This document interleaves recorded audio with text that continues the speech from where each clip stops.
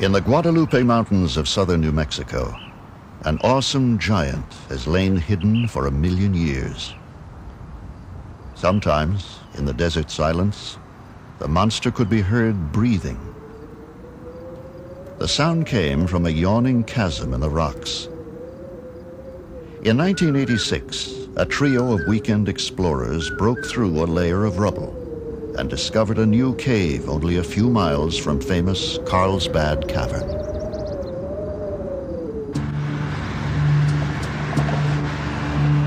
Although the cave entrance lay inside Carlsbad Caverns National Park, park officials allowed qualified cavers to explore it.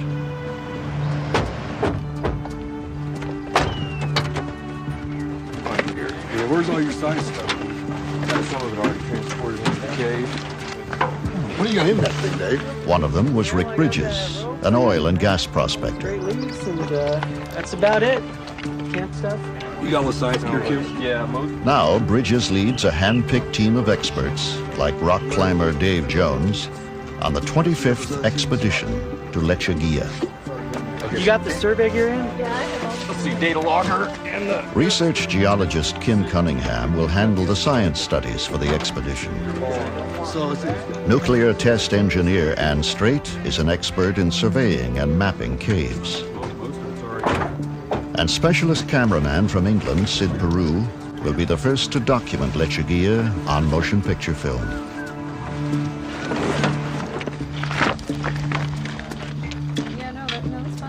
The journey begins with a deceptively ordinary hike. The cave is named after a desert plant that grows in this harsh, dry environment, Lechuguilla, Spanish for little lettuce.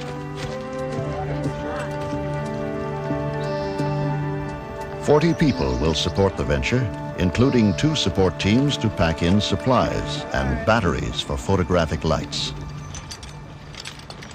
On high rope! We tend to have this feeling that the surface of the Earth is the life of the Earth, but we're just this small, thin little shell that we choose to call our world. And beneath it, there's an entire realm that we know very little about. And we can, if we choose, enter that realm, and we can and learn something from it. I will never go to the moon, but I can go to a cave that nobody else has been to and have that same elation of exploration and the sense that I've gone where no one's gone before. Bombs away. I would like to think that if I lived in another time, I would have been an explorer. You know, had I lived in the late 1700s, I would have wanted to know what was across the Appalachian Mountains. If I'd have been around when Lewis and Clark went to the coast, I'd have liked to have gone with them, you know. And I think most people that cave at this level and do this kind of exploration feel that way.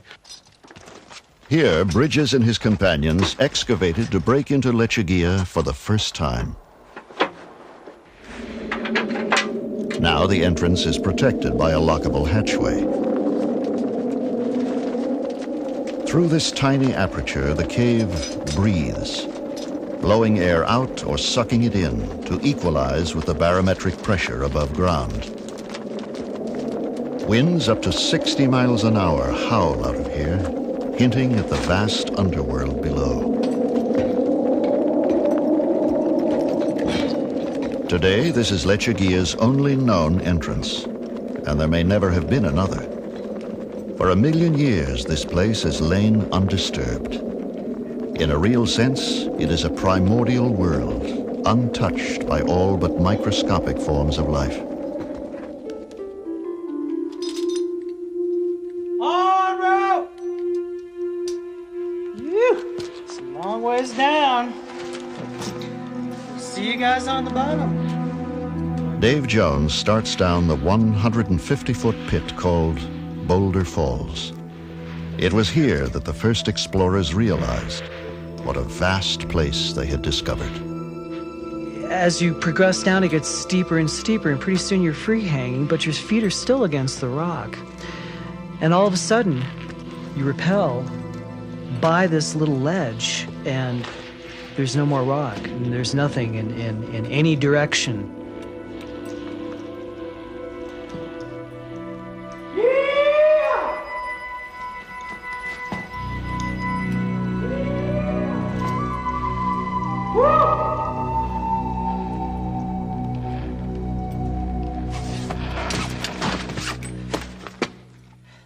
Beyond the base of the pit, the cave branches off in all directions.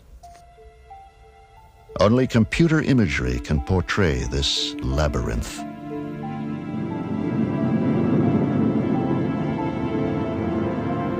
After the May 1986 exploration, the cave was known to be 700 feet deep and more than half a mile long.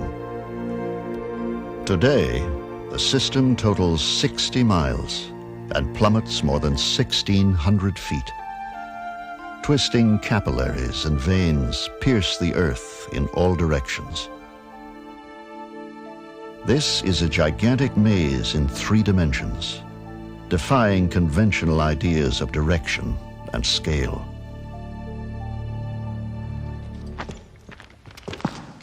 Footprints remain forever in this fragile environment. Plastic ribbons keep cavers on main trails. Expeditions into Lechuguilla have been likened to exploring Everest, only in reverse. The team is headed for base camp, still hours away.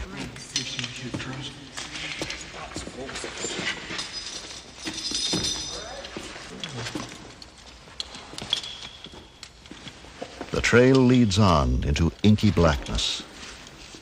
Often they traverse chambers so vast, the cave walls are barely discernible.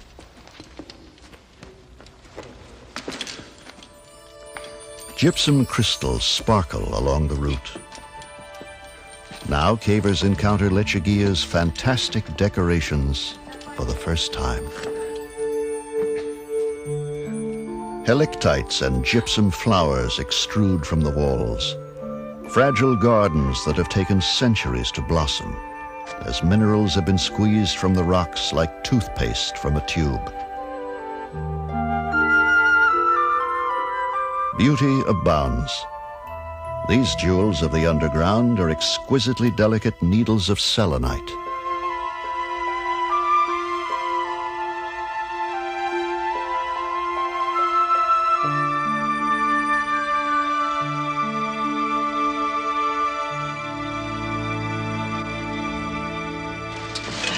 Have the test tubes in it? This got the biotubes. Got it. Careful. With the constant maneuvering up, down, and through the cave's difficult terrain, 50-pound backpacks become painful burdens.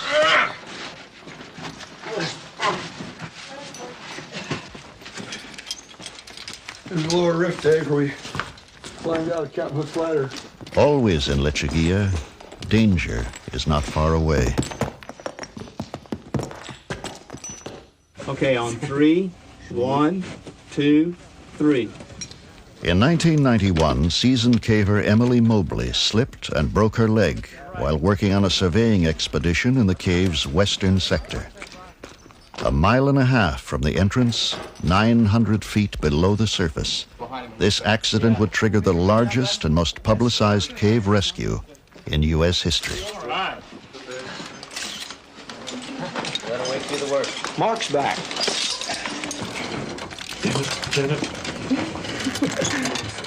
That's a good speed, guys.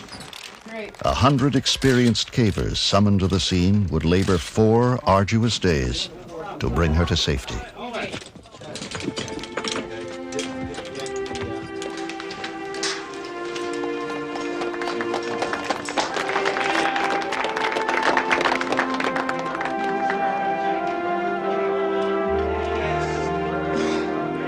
The bond of comradeship that unites the caving community was seldom more evident than during this emergency. Every caver knows and instinctively responds to the code of the underground, that only cavers can save and protect each other. Let's hear it for everybody!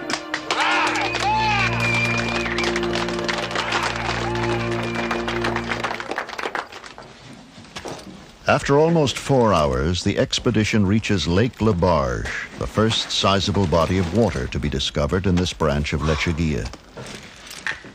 Beautiful! Yeah, one of the greatest sights in caving, eh? Yeah, that's fantastic. Is this Lake La Barge? Yeah. La Barge Warhol. It's easier now. Beautiful. On the road!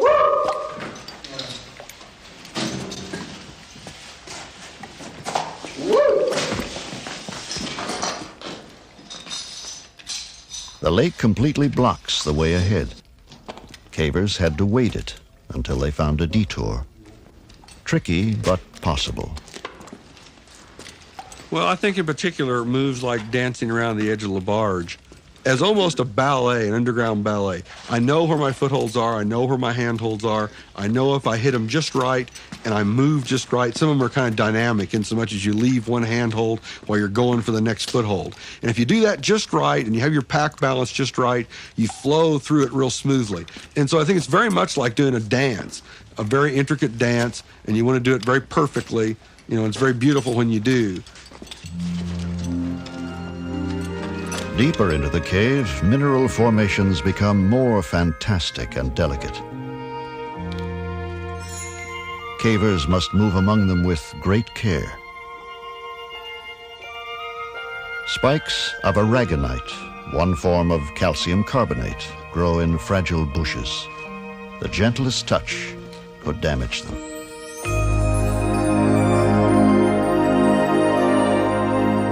There is infinite contrast here. The now famous Chandelier Ballroom is one of caving's classic beauty spots. Plumes of gypsum sprout from the ceiling, some as long as 20 feet. The most dazzling examples of their type ever found.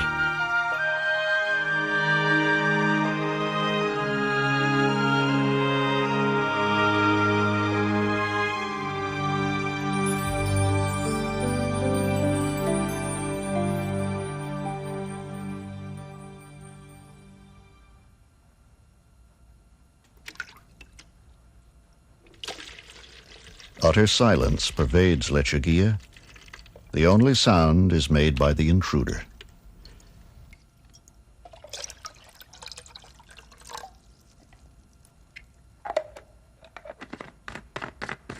In the constant 68-degree temperature and high humidity, dehydration is always a threat. Anybody else need any hot water? For some, the notion of life with almost a quarter-mile of rock overhead can be oppressive, even terrifying. But cavers like Bridges relish the experience. It's almost like coming back to home after you've been gone for a while. It's a very comfortable feeling to me, particularly in that particular cave. And you know, it's a sense of isolation. The world becomes very simple. Here, there is no day or night. If they ignore the time, cavers tend to stay awake and sleep for longer and longer periods.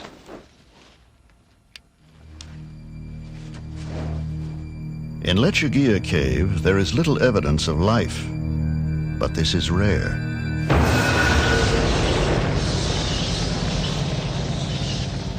Many caves harbor a hidden kingdom of creatures, dominated by bats. Bats thrive in darkness. They navigate not by sight, but by subtle patterns of reflected sound.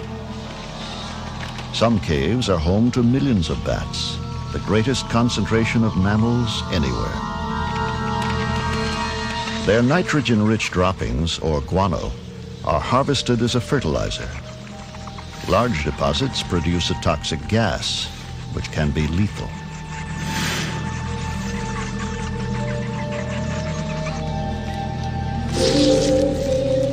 Mountains of bat guano support the intricate food chain underground.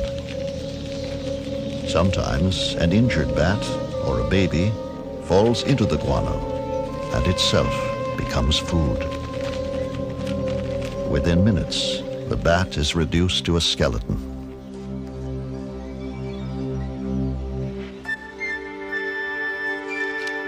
Abundant underground, the cave cricket. Crickets spend much of their time gathering food outside their caves, but inside they perform a vital role as scavengers.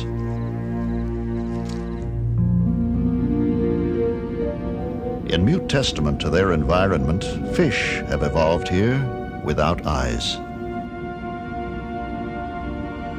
The salamander has dispensed with eyes too, and has no need of skin pigment in a world without sunlight.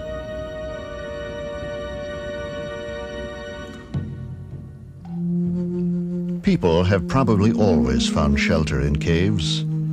Thousands of years ago, as much of the world still lay in the grip of the last ice age, prehistoric hunters left spectacular evidence behind them.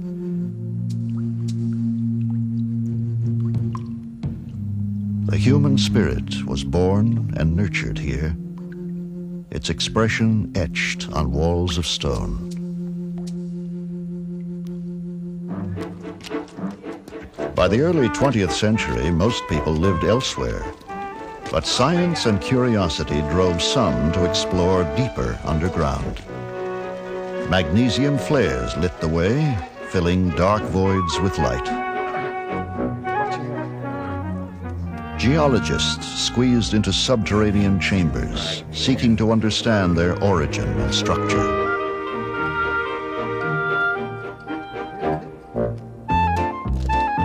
And soon the ancient lure of caves was turned to profit. Tourists went underground. Then and now, humans have been compelled to seek out caves and to combat the gloom with gay defiance.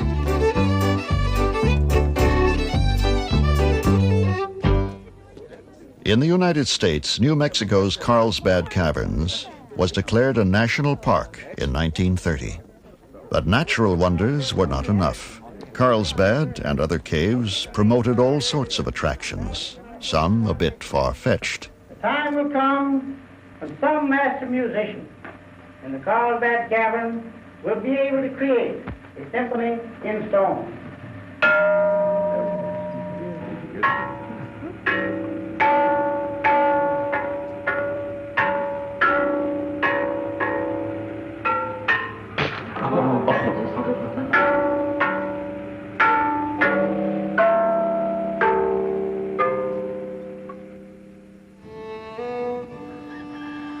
Many parts of the world are known for caves. Because most lie on limestone bedrock, the soil is often thin and life is hard. So it has often been in the remote uplands of Kentucky. But the automobile brought a new source of wealth. City folks, eager for amusement. Everyone who owned a cave hung up a sign. Each was touted as being bigger and better than the others. The so-called cave wars spurred bitter feuds and even violence. Crystal Cave belonged to the Collins family, but it was too far from the beaten path to prosper. 37-year-old Floyd, one of the Collins boys, was determined to find a cave closer to the highway. He set off alone on a cold winter morning in January 1925 and squeezed into a narrow, twisting crack in the earth never before explored. 100 feet or so into the tight passageway, Floyd dislodges a rock that falls on his leg and pins his left foot.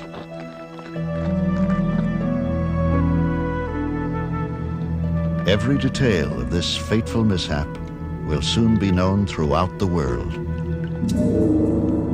Struggling to free himself, Floyd becomes more tightly wedged. His arms are pinned at his sides. He can do nothing but shout for help. 24 hours later, Floyd's cries are heard. A younger brother, Homer, manages to reach him. Coffee and sandwiches revive Floyd, but no amount of tugging or pulling will set him free. Would-be rescuers knock down more dirt and rocks. Soon more help arrives, but rescue efforts are clumsy and disorganized. Curious onlookers begin to gather. They become restive and quarrelsome. A week goes by. Floyd is still alive, and the crowd swells to thousands. It becomes a carnival. Souvenirs are sold, and moonshiners arrive on the scene. It's hard to maintain order, and the National Guard is summoned. Skeets Miller, a 21-year-old newspaper reporter, braves the tortuous passage 7 times to comfort Floyd and describe his plight. Miller takes down food and drink and an electric light bulb to keep Floyd warm. In bitter cold and rain, little more can be done for him. When a cave-in blocks the passage, a rescue shaft is begun. People all over the country join Floyd's family in prayer.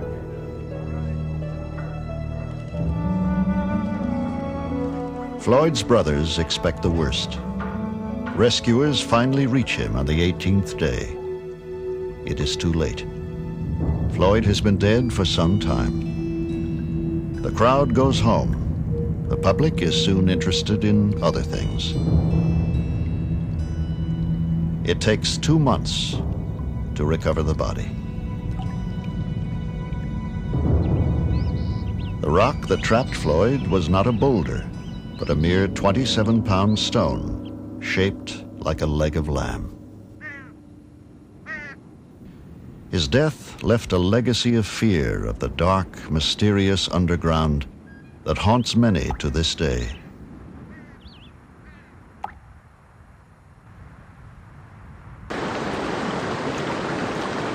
Today, there are about 16,000 devotees of caving in the U.S.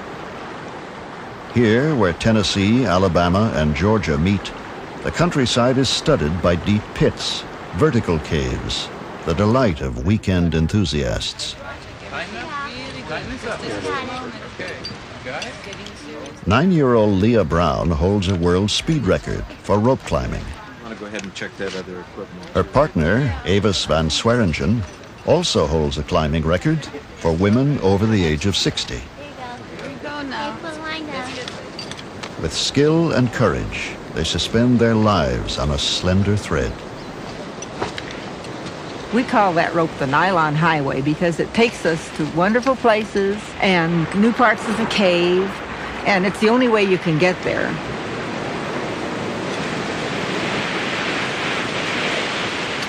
If I'm the first one down a drop, and I have been the very first person to ever go down a drop, if we can't really tell if the rope reaches the bottom, the person who goes down first wears their climbing gear too, so that you can put your climbing gear on the rope and come up. Also, we put a knot at the bottom of that rope, so we can't rappel off the end of it, which has happened to people.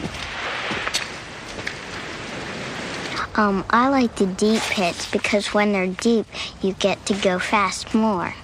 That's why I like the deep pits. Because the short ones, you don't get to go fast very long.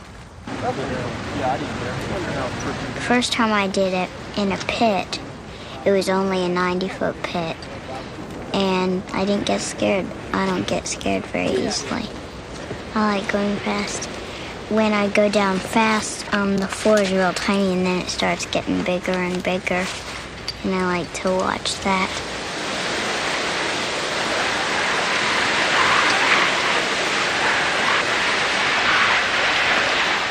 An unfettered commitment to their sport compels cavers to seek new thrills in undiscovered places. For some, the quest for adventure knows no boundary. The Austrian Alps, a fifth of the world's deepest caves, are located here, high in the mountains. These ice caves are 5,000 feet above sea level. They are natural deep freezes where ice remains even in hot summers.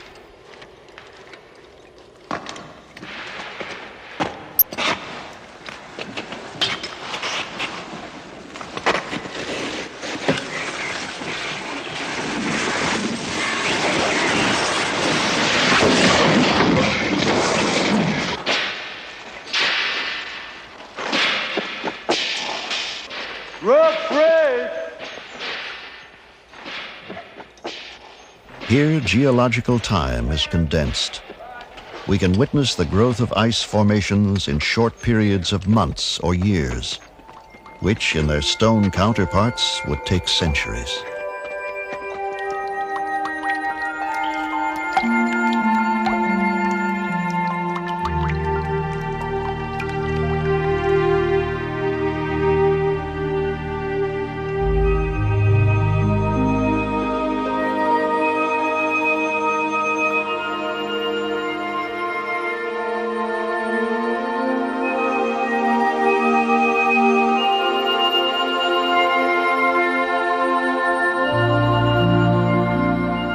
From year to year, these caves are never the same.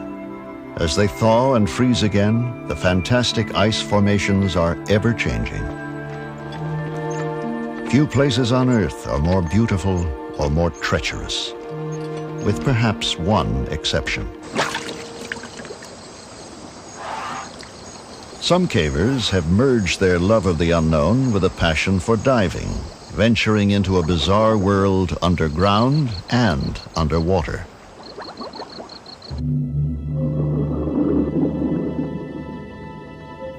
Originally formed above sea level, these caves became submerged about 10,000 years ago as the last ice age retreated. They are now 70 feet beneath the surface.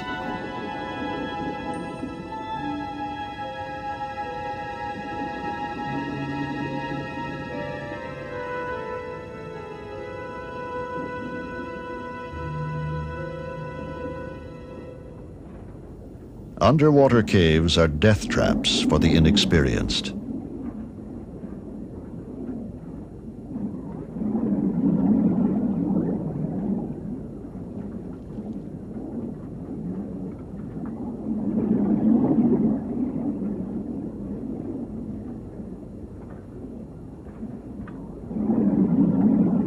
But from time to time, tempting fate can have astounding rewards. In 1990, when exploring a submerged tunnel off the Mediterranean coast of France, a professional diver surfaced in a hidden chamber. He found a treasure chest of art, perhaps 18,000 years old. Paintings and engravings depict animals that roamed southern Europe before the last great ice sheets melted. Some experts question the authenticity of the art, but close examination is impossible. Casqueur Cave is a place of haunting mystery. To protect it, the cave is now sealed by order of the French government. In time, a new entrance may be built and the truth known.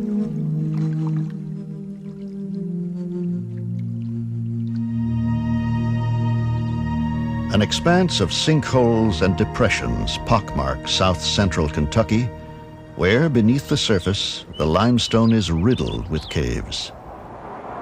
They are everywhere, an integral part of the landscape. This is Floyd Collins country, and the contest to attract the tourist dollar still rages on. The star attraction is Mammoth, the world's longest cave. A national park since 1941, the cave now draws more than 500,000 visitors a year.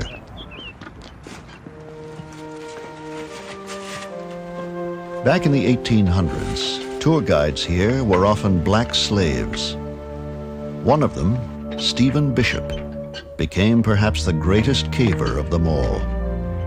On his own, with little more than a lamp, a rope, and a sketchbook, Bishop explores the depths of Mammoth Cave.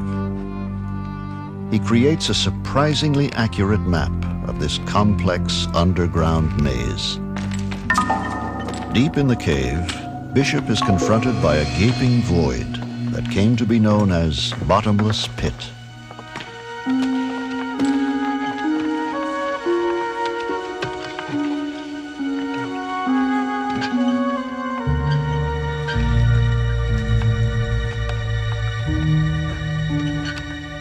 Beyond, Bishop explores regions that had never been visited in his time. But in these remote reaches, he finds evidence that someone has preceded him.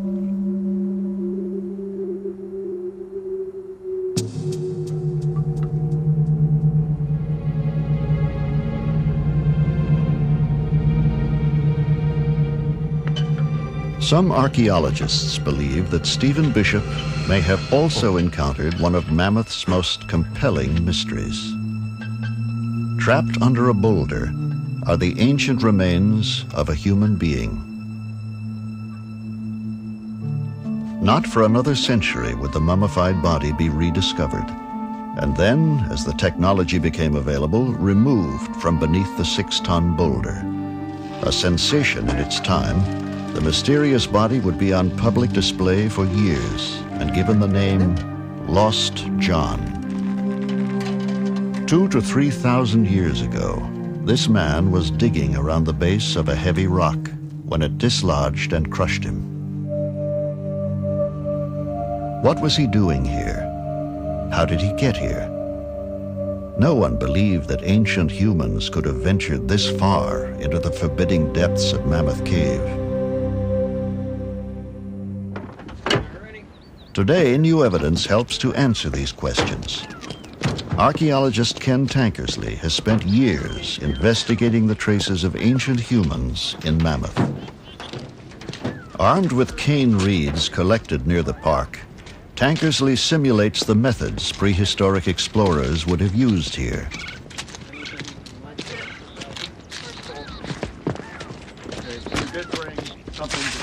We have long known that human beings lived near the entrance of caves, but Lost John suggested that prehistoric people had gone far into Mammoth, perhaps 2 days' travel.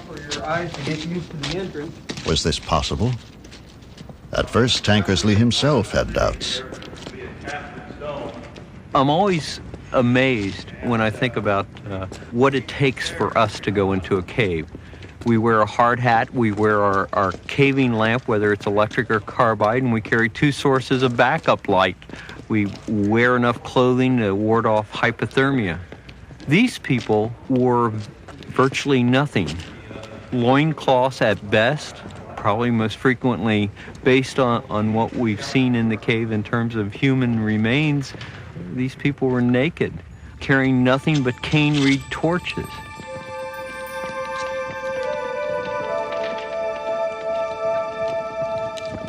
The reed torches were the only light source available to ancient humans. They produce surprisingly efficient illumination and conjure ghosts from the heavy shadows.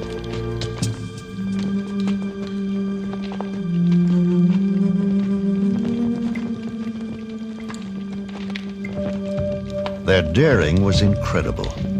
For humans, light is life in a cave. But these explorers traveled up to 12 miles with nothing but reed torches between them and a horrible fate. Their pathway can be followed even now. Watch your step, come ahead. A trail of burned torch fragments leads Tankersley and his companions to a cavity in the rock face. Digging marks and a crude implement are evidence of some kind of activity here. Yeah, that's magnificent. Notice the cut edge. That's a primitive tool, one of dozens found deep in the cave. What was it used for? Another clue. A rich seam of selenite crystal courses through the rock face nearby. Specimens that we found on Campbell Ledge. These findings prove that prehistoric people were engaged in widespread mining of crystals throughout the cave. The scale of the operation was staggering. Tons of material were removed. The mining continued without interruption for over 1,000 years. The ancient miners took selenite and other minerals from the cave. But what they were used for remains a mystery. As medicines, or ornaments, or for use in rituals. Perhaps all three. Just as mysteriously, around the time of the birth of Christ, the mining suddenly ceased. As yet, no one knows why. All that remains is abundant evidence that they once were here, driven by needs and desires we may never understand. To our right down below is the famous bottomless pit. For many, many years, lights were not sufficient to reach the bottom. Visiting Mammoth today is a journey through time. Imagine. But as they are guided along comfortable tourist trails, few visitors can imagine the tortuous passageways that lie beyond them. Not knowing the true depth of the pit, or what lay on the other side. Reaching the other side, they were surprised to find an avenue over there, and more cave. This opened up the doorway to the vast unknown mileage that we call Mammoth Cave. Mammoth Cave Ridge skirts the Houchins Valley. On the other side, beneath Flint Ridge, lies another cave network, once shrouded in mystery. Here, 40 years ago, one of the great exploits of cave exploration began. In the 1950s, a group of weekend adventurers began an intensive probe into the secrets of Flint Ridge. There had long been talk of a vast underground system that might link all the caves in the area. It began as an exciting pastime. It became a grueling obsession. Over the years, hundreds of men and women took part. There were untold yards of muddy crawlways. There were pits and crevices and mazes from which there seemed no escape. Flint Ridge developed its own colorful place names: the Corkscrew, Shower Shaft, Agony Avenue. But the cave grew until Flint Ridge alone was pushed to nearly 90 miles. And if it could be connected to Mammoth, then this was the underground Everest, by far the longest cave in the world. In the summer of 1972, a team entered Flint Ridge to probe a tantalizing passage that led toward Mammoth. It took 7 hours to reach the end of the known passage. Then they tackled what would be called the tight spot. It seemed impenetrable.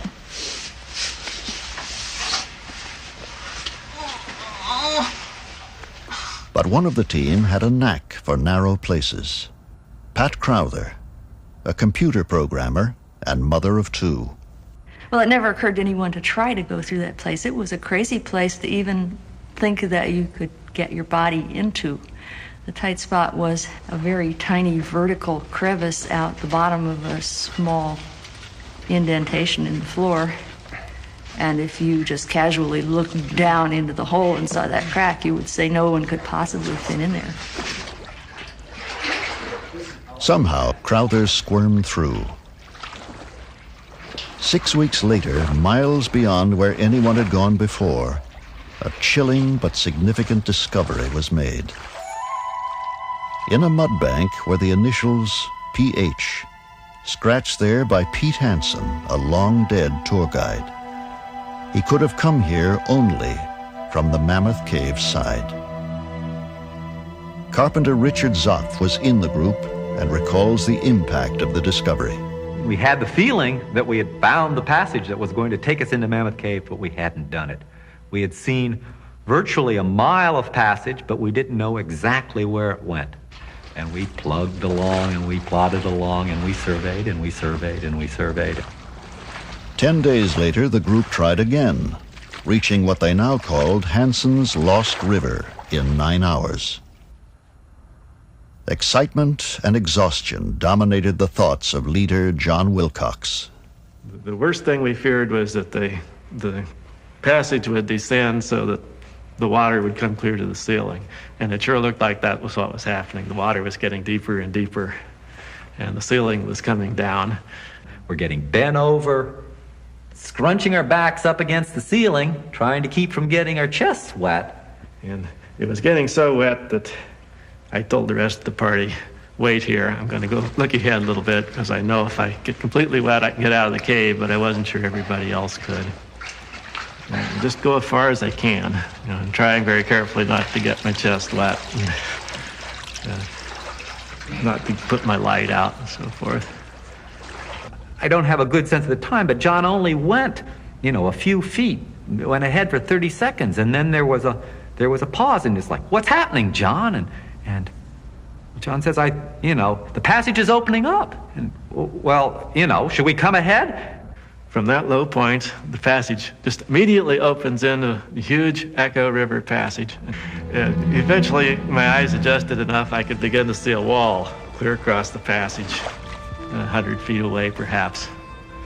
And There was a bright, shining horizontal line along the wall, which is something you don't see in a cave. You don't see any straight lines. And it had these vertical lines underneath it. I realized that was a handrail. We had come out on a tourist trail. All of a sudden, John shouted, "I see a tourist trail." And those words just electrified the party. It was kind of like someone yelling fire in a theater. Everybody just surged forward. And we realized that we had made the connection. Achieving the dream of decades, they had connected two great subterranean systems. Today it is a cave with 340 miles of passageways. It's one of these complete victories that you don't often achieve in life. Usually things are shades of gray and in your professional work or your personal relations with other people or whatever. But, in climbing a mountain, sometimes you have a clear-cut victory. Either you reached the top or you didn't. And this was one clear-cut victory in my life where, by golly, we went in the Flint Ridge side and we came out the Mammoth Cave side. It was a strange and lonely victory. After a grim struggle in the dark subterranean river, they emerged in Mammoth Cave at 1 a.m. Not even a watchman was there to greet them as they trudged into one of the most famous tourist landmarks underground, the Snowball Dining Room. And they would complete their historic trek with sublime ease, riding to the surface in an elevator.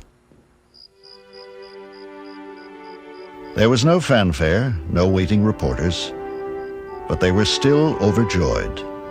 Like all cavers in victory or defeat, they were used to being on their own.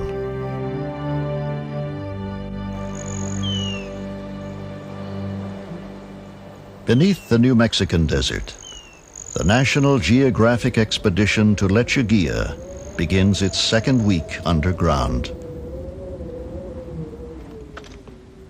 The cave's beauty is now legendary, but there is more to discover here.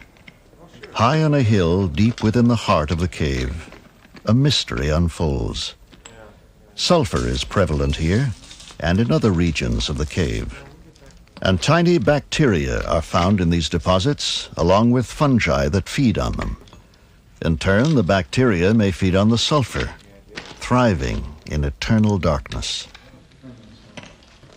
Evidence indicates an unusual genesis for Lechuguilla. As hydrogen sulfide rose from below, it mixed with oxygen in water or air, forming sulfuric acid. This potent chemistry gradually ate through the limestone, creating the cave from the bottom up.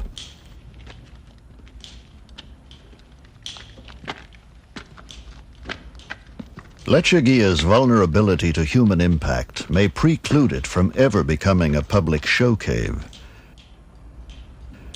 A profound respect for the cave is shared by most cavers and severely enforced. Special shoes are worn for traversing formations where boots may mar exquisite flowstone.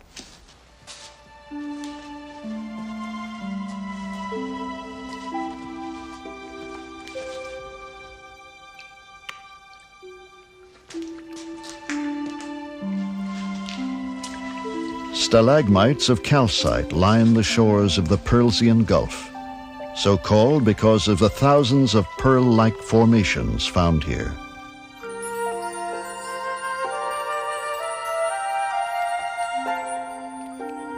Looking like fried eggs, this kind of cave pearl is built up from calcite in the water. Another variety of cave pearl forms when a single grain of sand becomes coated with calcite. Over time, the relentless dripping of water swivels the grain, and the coating becomes thicker, like the creation of a pearl in an oyster.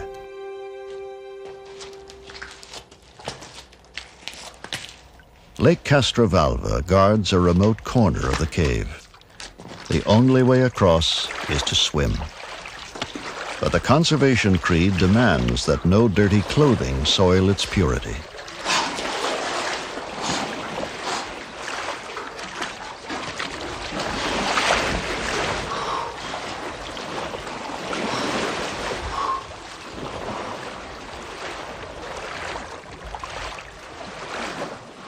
The air and water temperatures are the same year-round, 68 degrees.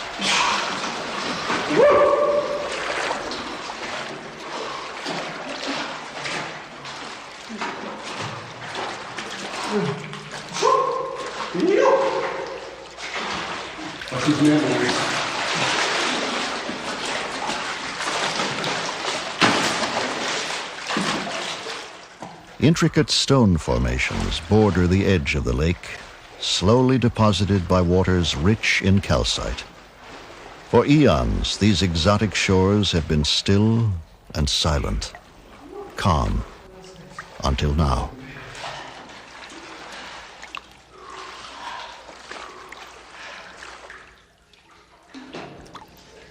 Light on the station. The primary function of any expedition is to explore and survey the cave, to produce a detailed map. Keeping accurate records is virtually a religion for modern cavers. 239.5. It's what separates them from earlier, less responsible explorers underground. +4. +4. Finding something new is the first great thrill of caving. The second comes later, finding the way out. Each night, the latest survey data are typed into the computer to produce an updated map. Both at the same time. Yeah, it's fairly coarse.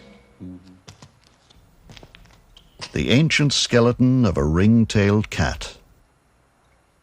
Kim Cunningham examines one of the riddles of Lechuguilla. But it's a mystery. I mean, altogether, it's a mystery how he got down here. We're 1,000 feet below the surface. Many vertical pits and long passages to get here, so he was a heck of a caver.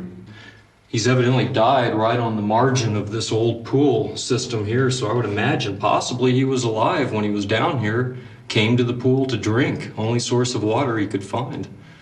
And maybe the mineral content was very high. It was not a good pool to drink from, and that may have been what killed him.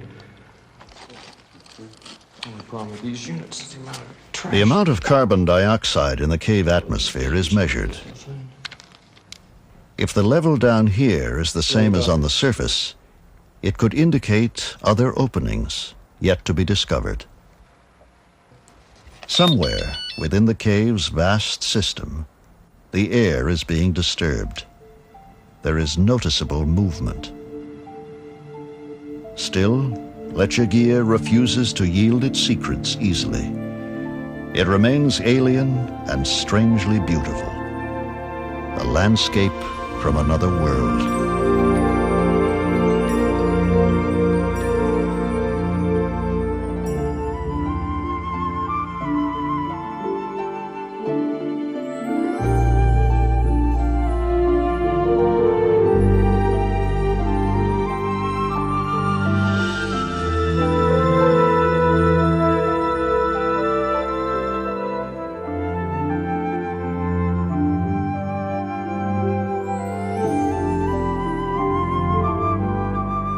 Lechuguilla's wonder is a fragile thing. What man can discover, he can easily destroy. Most of us may never see these enchanting caverns, and others that lie still undiscovered. But perhaps it will be enough to know that they are there. Lechuguilla now consists of almost 60 miles of breathtaking passageways. New discoveries continue, and there is no end in sight.